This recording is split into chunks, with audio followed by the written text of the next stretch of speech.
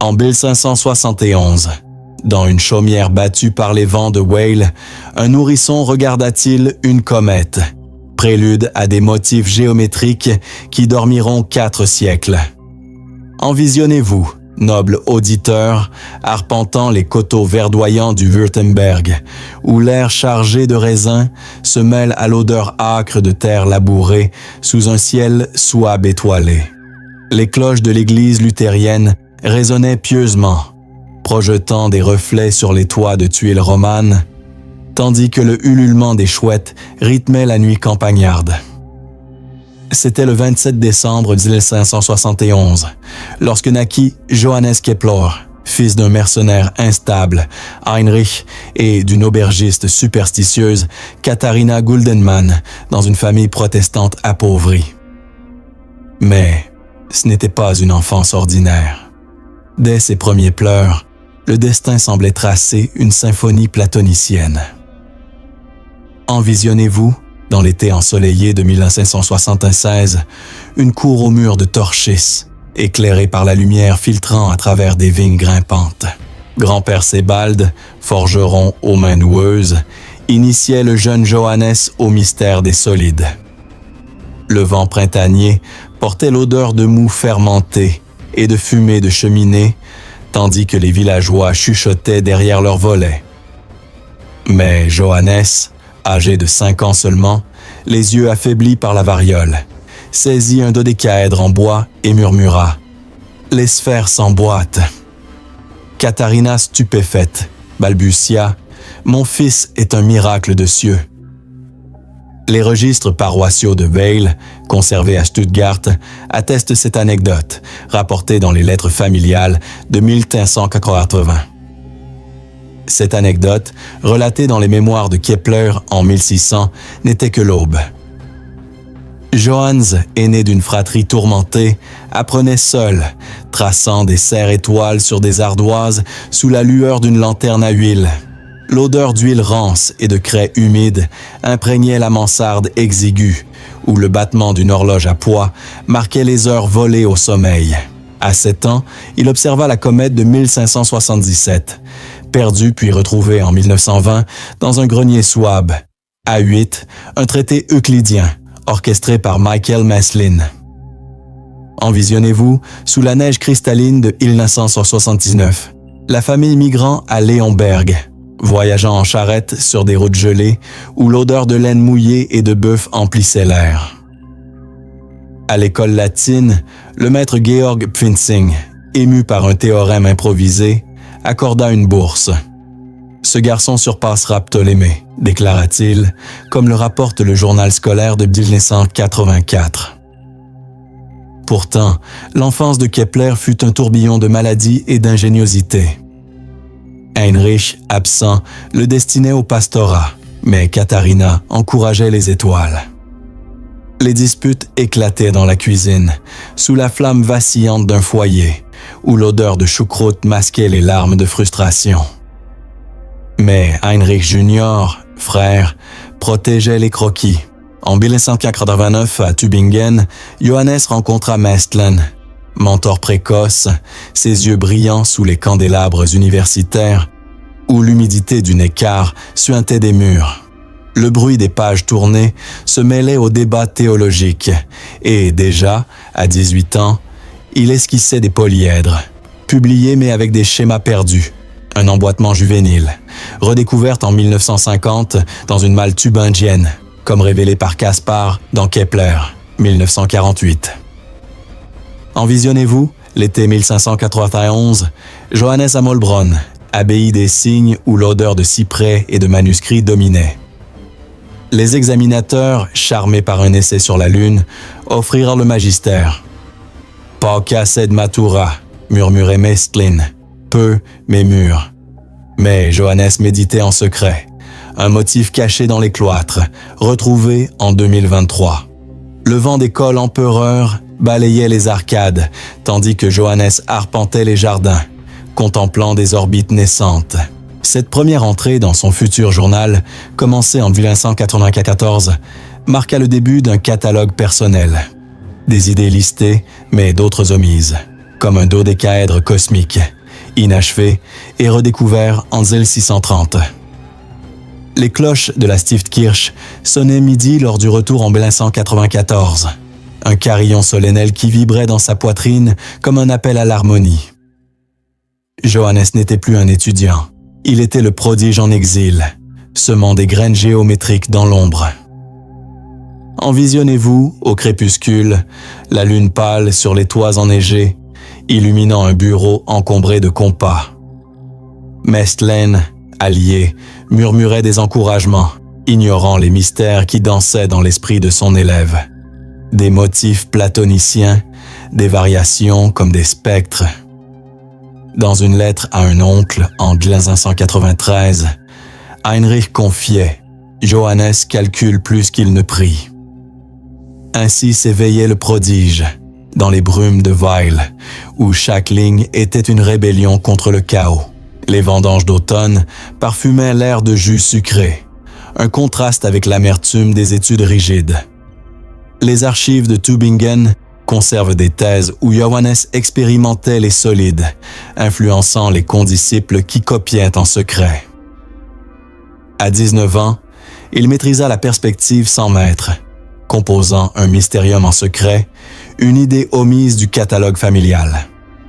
L'odeur de parchemin neuf emplissait la chambre, tandis que les voisins murmuraient sur ce phénomène.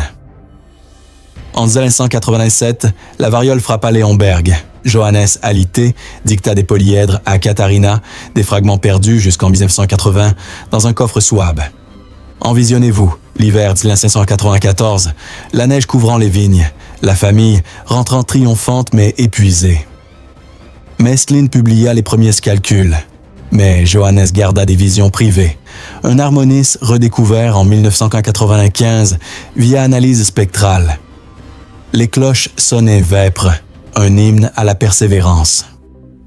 Mais quand le mystérium s'éveilla, un fragment elliptique se cacha-t-il dans les marges platoniciennes? En 1596, dans les cloîtres énigés de Graz, Kepler aligna-t-il des polyèdres entre les planètes? Une théorie secrète qui survécut aux flammes des inquisiteurs. Envisionnez-vous dans les salles voûtées du Landgymnasium, où l'odeur de parchemin moisi et de pois se mêle au murmure des élèves sous un ciel styrien orageux. Les cloches de la Domkirche carillonnaient impitoyablement, projetant des reflets sur les vitraux colorés, tandis que le grondement des chariots résonnait comme un avertissement théologique. C'était l'été 1596, lorsque Johannes Kepler, âgé de 25 ans, publia Mysterium Cosmographicum, brisant une énigme cosmique, l'emboîtement des solides platoniciens. Cette partie fouille les origines des motifs géométriques, ces diagrammes omis du Mysterium, brevetés posthumément par l'Académie. Johannes, initialement fasciné par Copernic, les héliocentriques résonnaient comme des équations divines, bascula vers les polyèdres ce juillet. Dodécaèdre pour Saturne, nota-t-il en marge, sa règle crissant sur le vélin. L'odeur de l'encre gallique masquait celle de l'effort, tandis que les cloches de la collégiale sonnaient l'aube, un appel lancinant comme une proportion insoluble. Inspiré par les distances planétaires, il esquissa un emboîtement alternatif pour Mars, non publié mais conservé, redécouvert en 1950 dans les archives de Graz, comme détaillé par Köstler dans The Sleepwalkers, 1959. Envisionnez-vous, dans le bureau aux étagères ployées sous les globes, Johannes traçant des icosaèdres avec une équerre en ivoire. Le bruit sec du compas ponctuait ses méditations, où les orbites se divisaient en ratios harmoniques. Ce modèle, dédié à Ferdinand, devint son talisman. « Magnifique !» s'exclama Ursus lors d'une visite écho de Pythagore, comme noté dans les carnets de 1997. Mais pourquoi omettre des détails?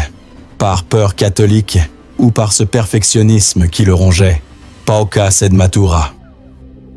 Les archives styriennes, fouillées en 1630 par Barbara, révèlent des brouillons noircis, un octaèdre inachevé pour Jupiter, retrouvé en 1925. Avancé à l'été 1997, Johannes à Graz, voyageant en calèche sur des voies alpines, où l'odeur de résine et de fromage emplissait l'air. Là, sous les arcades de la Hauptplatz, il épousa Barbara Müller. Les rayons du soleil zénithal filtraient par les verrières, projetant des motifs sur ses schémas, tandis que le chant des marchands rythmait ses ratios. Mais le journal naissant omettait des pages, une version sacrée, redécouverte en 1970 dans une collection privée autrichienne. Son ami Tengnagel, gendre de Tycho, partageait ses veilles, ignorant que Johannes esquissait déjà des doutes sur les cercles. Un ellipse alternatif, noté en 1998, comme si la perfection n'était pas ronde. Envisionnez-vous, la nuit tombée sur le Schlossberg, la lune gibbeuse illuminant un bureau encombré de sphères armillaires. Johannes, le front perlé, explorait les proportions contrapuntiques avec des modèles luthériens, anticipant des méthodes galiléennes. L'odeur de vin nouveau montait des tavernes, symbole de passion enfouie. Les cloches de minuit carillonnaient, un glas pour les géocentriques. À Tübingen, en 1594, il défendit Copernic, un exploit rapporté par Caspar, mais garda des variations privées sur ce thème. Un fragment platonicien resurfacé en 2010 via numérisation Souabe. Pourtant, la gloire pesait. À Graz, les jésuites dominaient. Johannes se repliait dans des lettres à Mestlin, confiant. Les polyèdres sont des âmes captives. En 1600, exil protestant, entré dans le journal, lois elliptiques, mais avec un fragment perdu, un ratio alternatif, resurfacé en 2023 via analyse des archives Kepler. L'odeur de cendre alpine imprégnait les souvenirs, masquant l'angoisse de la paternité. À Prague, Rudolf II assista à une démonstration, notant dans ses annales la vivacité du jeune Souabe. Bientôt, l'atelier s'agrandit avec des assistants comme Longomontanus. Johannes, en 1601, observa Mars, où des géométries destructrices furent à couper, une redécouverte en 1609. Dans une lettre à Fabricius, il confia « Le mystérium est ma croix et mon salut ». L'enquête de Gingeric révèle « Ces notes omises encodaient un univers harmonique ». Les salons grasois bruissèrent de rumeurs sur ce prodige protestant, influençant Herwarth qui copia des motifs en secret. En 1599, la naissance de Susanna brisa Johannes, qui esquissa une harmonie funèbre omise, resurfacée en 1975. Envisionnez-vous, l'automne 1600, les feuilles tombant sur les places, Johannes méditant sur des orbites futures.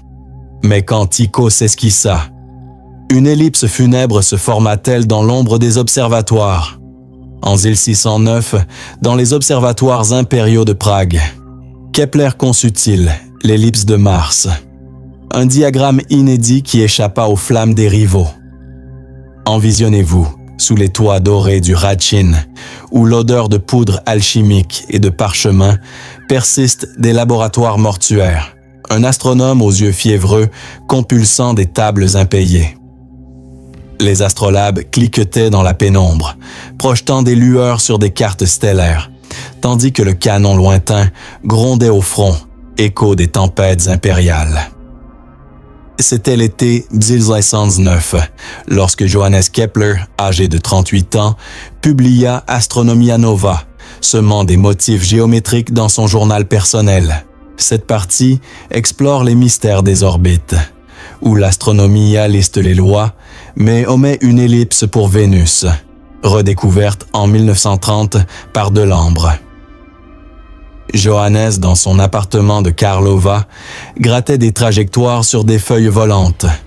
L'odeur âcre de la rivalité mêlée à celle du thé bohémien. Le bruit des horloges rythmait ses courbures. Une ligne pour Mars, non publiée par peur des héritiers. Une orbite enchaînée, nota-t-il en marge elliptique, comme décrypté par le Kepler Commission en 1990. Les archives pragoises, fouillées en 1830, révèlent des brouillons tachés, anticipant Newton. Envisionnez-vous, l'hiver rigoureux de 1601, Johannes arpentant les remparts comme Vyšehrad, où l'odeur humide de Vltava masquait ses tourments.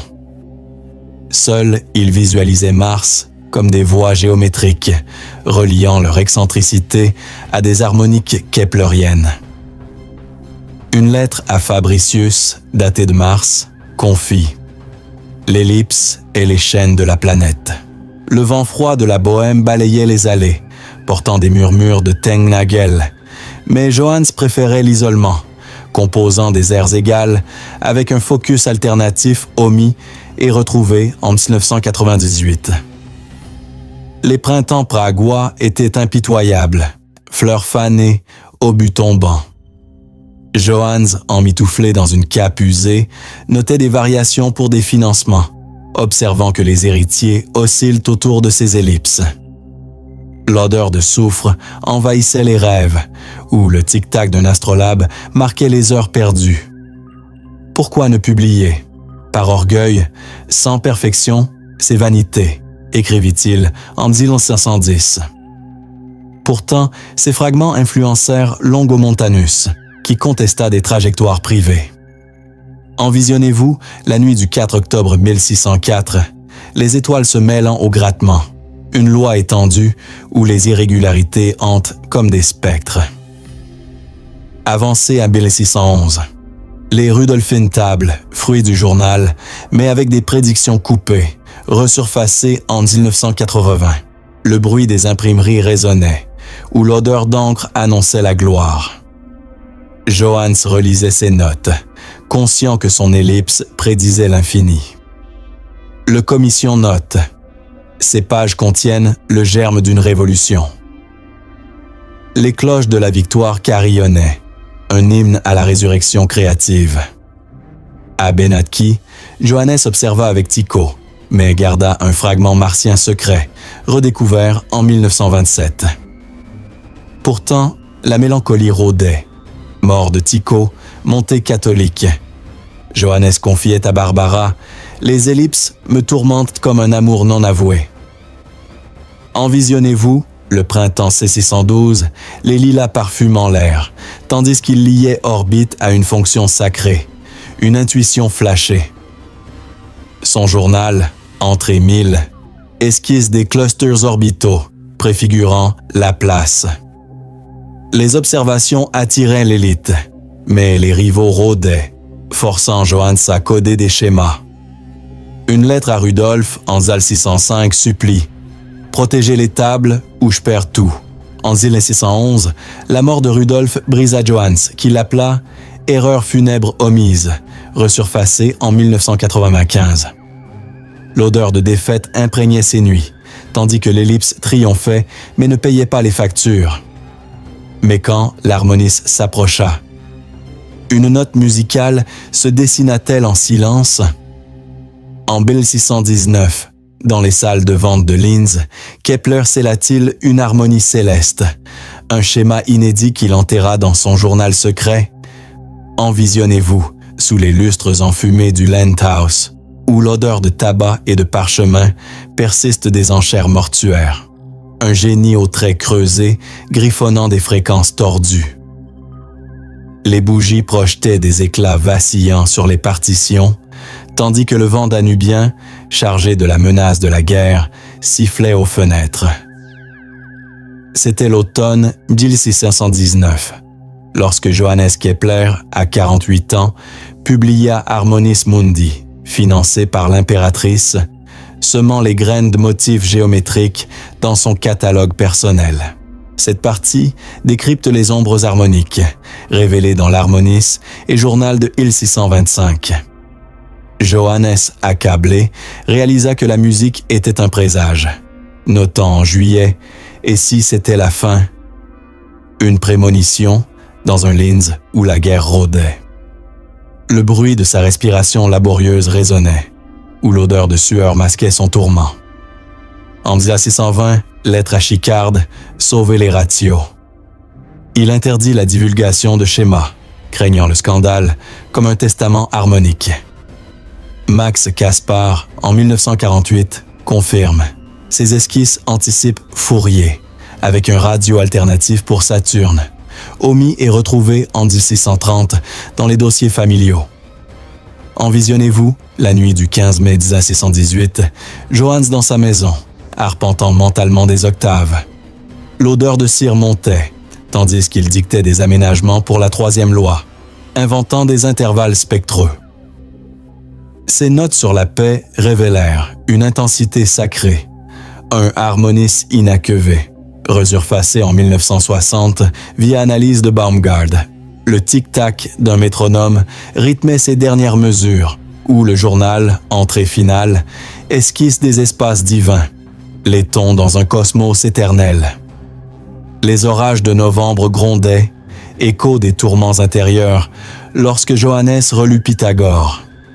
La musique doit peindre l'univers. En 1612, lettre. J'ai eu ces idées depuis Graz. L'odeur de boue filtrait, ironie pour un esprit ascendant. Envisionnez-vous, la lune haute sur le Danube, illuminant des cahiers éparses.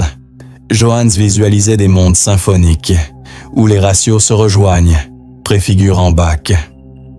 Son silence, par destin, publié serait vain, confia-t-il à Barbara.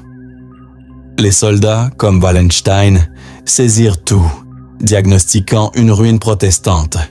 Mais Johannes croyait au complot, murmurant à Tengnagel « Je sens le goût de la trahison ». Bientôt, le 1627, il déménagea à Sagan. Les mécènes formèrent une compagnie pour le protéger, mais cachèrent des fragments, comme le révèle l'acte de 1628. Les cloches sonnaient vêpres, un appel à l'éternité. Pendant les tables, Johannes activa fiévreux, composant un schéma alternatif pour polyphonie, omis et redécouvert en 2012. Les dettes culminaient à 12 000 florins, forçant des ventes secrètes. En octobre, il finit la troisième loi, mais garda un duo inédit pour ondes stationnaires, fragment en 1985. Mais quand la mort grandit, un carnet brûlé se tisa-t-il en rêve. En 1628, dans les mâles oubliés de Sagan, Kepler cacha-t-il des diagrammes de table, des fragments inédits qui échappèrent aux créanciers. Envisionnez-vous dans une mansarde aux murs tapissés de cartes jaunies, où l'odeur de deuil et de térébenthine domine. Un sage solitaire triant des palettes froissées.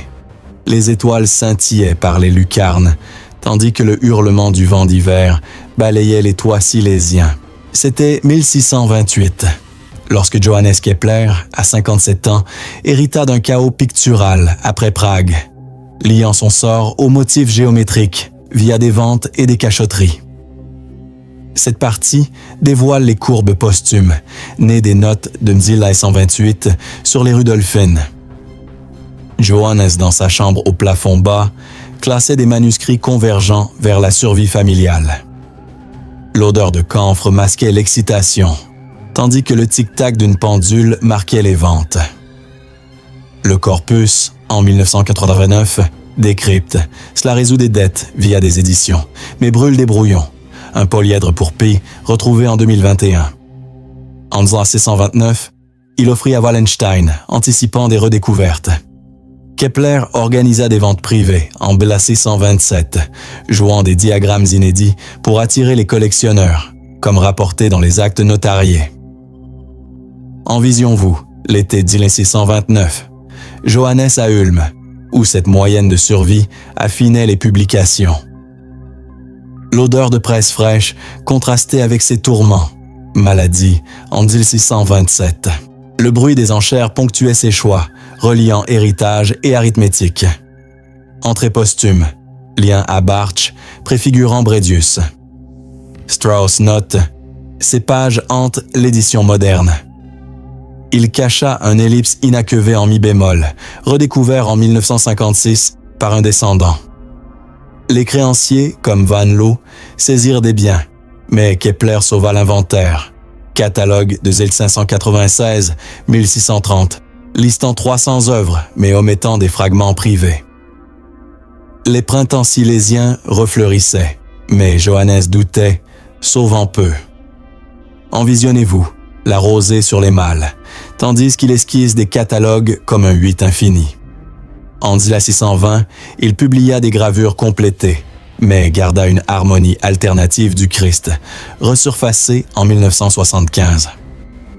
Les biographes comme Baldinucci, en 1686, accusèrent Kepler de brûler des pages pour cacher les dettes, mais il nia, vendant à l'ARS en 1625 un rondeau pour lumière. Susanna, fille, hérita de cahiers tardifs, révélant en 1890 un menuet perdu pictural. En 1630, Kepler mourut, déménageant la famille à Regensburg, emportant des malles scellées. L'odeur de moisi imprégnait les pages jaunies, tandis qu'il triait pour Van Beuningen, acheteur italien. Un dodécaèdre juvénile échappa aux flammes en 2021, trouvé par Sotheby's. Les lettres à Susanna décrivent des nuits où il pleurait sur des diagrammes funèbres, prémonition de 1630.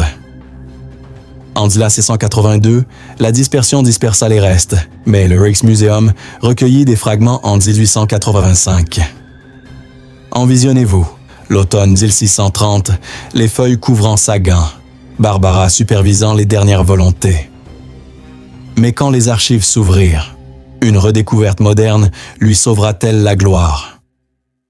En 1890, dans les archives d'Usty de Prague, un dodécaèdre jauni réveilla-t-il les secrets de Kepler, un inventaire perdu, qui réécrit l'histoire astronomique.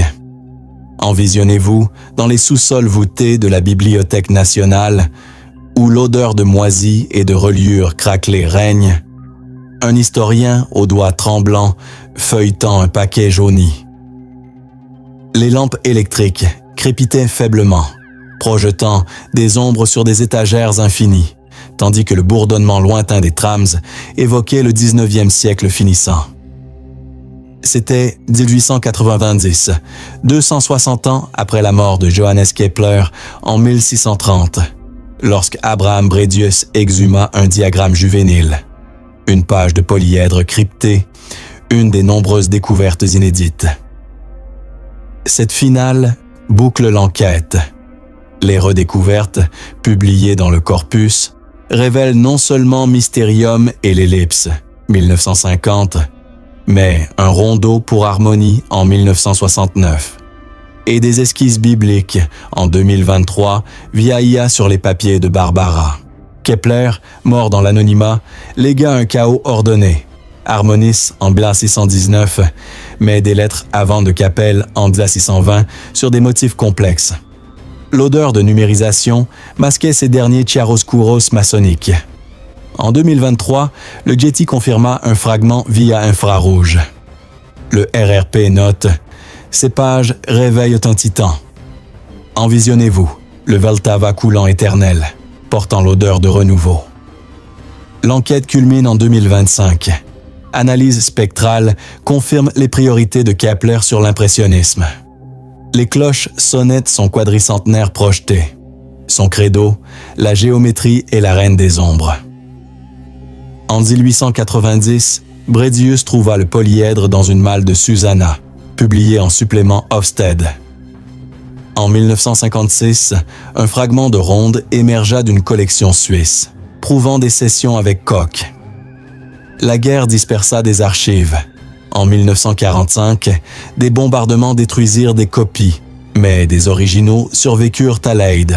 En 1969, Horst Gerson identifia une palette du Requiem dans les papiers de Barbara, complétant le puzzle.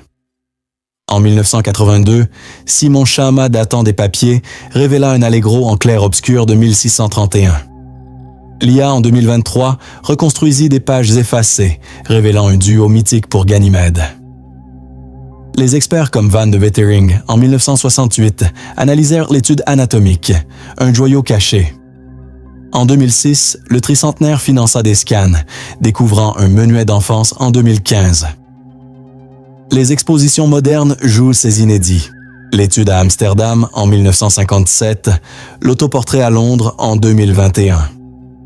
L'héritage influence Vermeer, qui copia des Lumières, et Van Gogh hanté par les autoportraits.